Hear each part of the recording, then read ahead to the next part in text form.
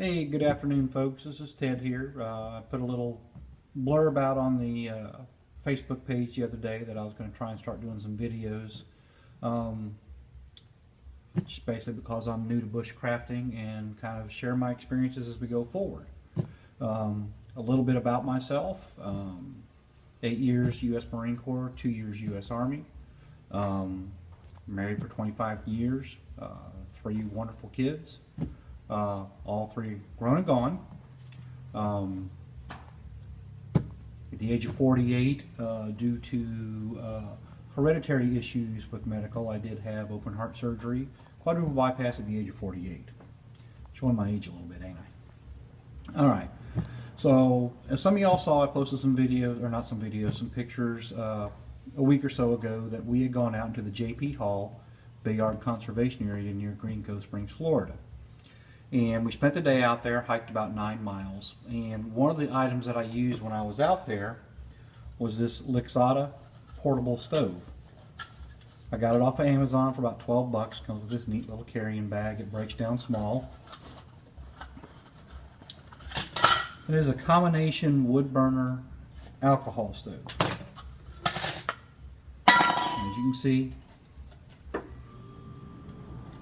comes just like that. And I hope I'm pronouncing that right, Lixada. Comes with a base plate, and that is for the wood burning part of it. It assembles okay. I mean, you got to make sure all the little slots line up, which is one of the things I didn't like about it. It can be difficult to assemble, as you can see. To some extent, you almost have to force it together.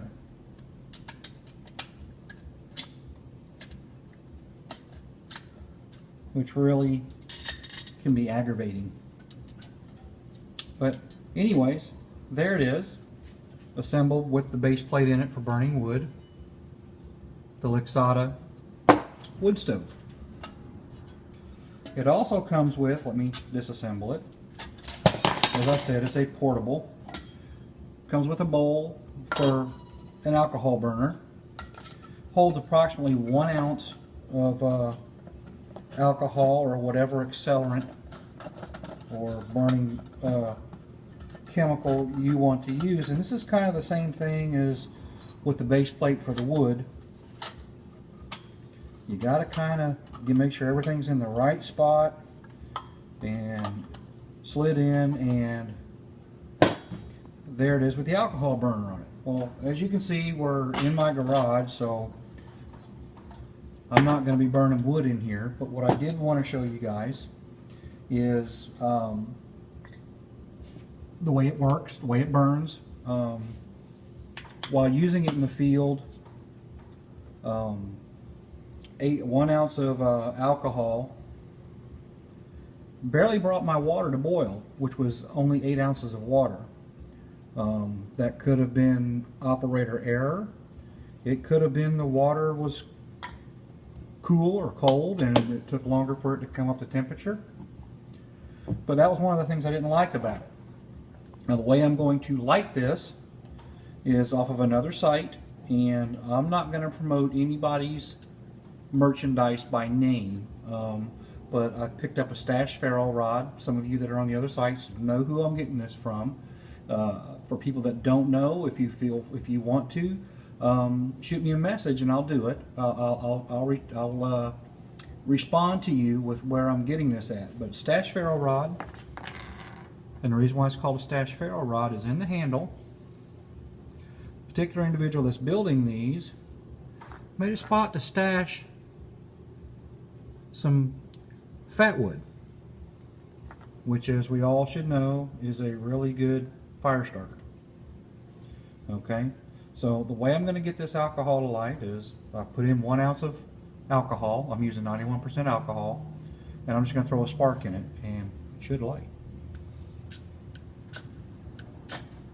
And there we go, we have fire. Now, one of the things I didn't like about, another one of the things I didn't like about this stove was we're going to put 8 ounces of water in.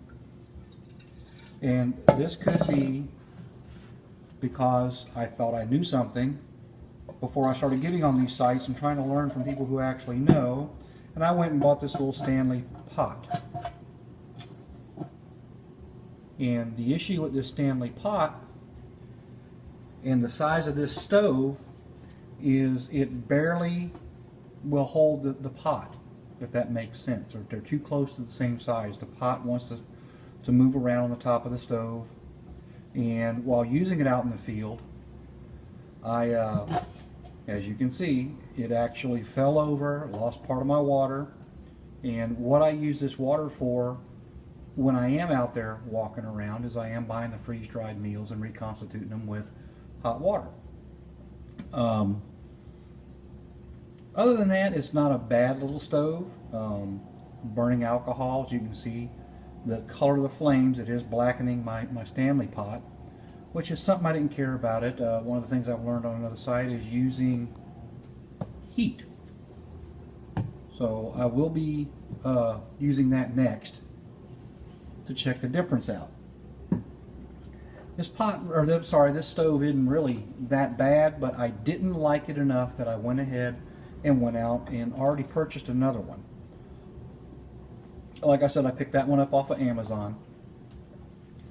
And one of the things I'm learning on these sites is there are a lot of people out there that know a lot and make their own stuff.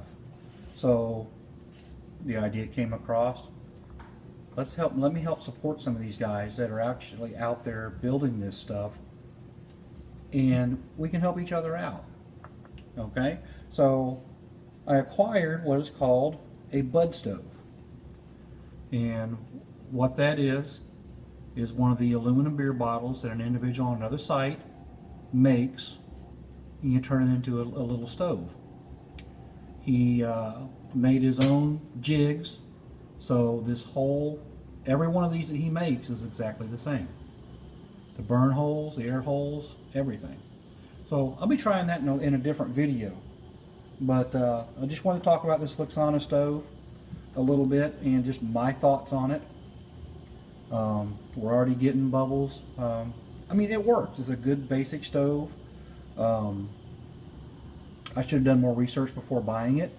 Some of the reviews that I read online, of course, after I bought it, kind of have the same complaints that I have about it. It's a less expensive stove. You get what you pay for, basically. In a pinch, it works. I've lived and I've learned. So anyways, my review of the Lixada stove, like I said, it's about 12 bucks on Amazon. You get what you pay for.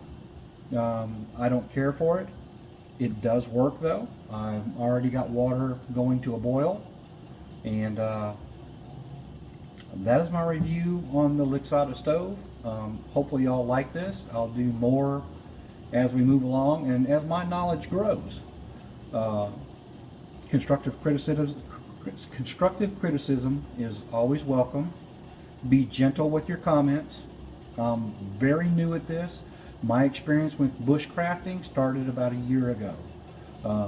For any of you that follow any of the bushcrafting stuff on TV, Creek Stewart had a show on the Weather Channel called Fat Guys in the Woods, and approximately a year ago I got lucky enough to spend 3 days in the woods with him and some of his instructors. Learned some basics. We're now at a full rolling boil. Learned some basics, but really didn't retain them because I didn't practice. When I left there, I was like, oh, cool, you know, that was cool stuff, you know. And about a month and a half, 2 months ago, I was like, you know, I really did enjoy that. I love going out in the woods. I love learning. I love the fresh air. I'm going to be out in the woods this weekend. Well, correction, weather permitting, I'm putting my boat in this weekend, and we're going to run the St. Mary's River, which is the border between Georgia and Florida and Northeast Florida. But I love being outside, and I've really grown to love this, and I need to grow my knowledge of bushcrafting skills. So as my knowledge grows and I learn and make mistakes and move on, I'll share them with you. Hope you all enjoyed it. Have a great afternoon, and I'm from Orange Park, Florida.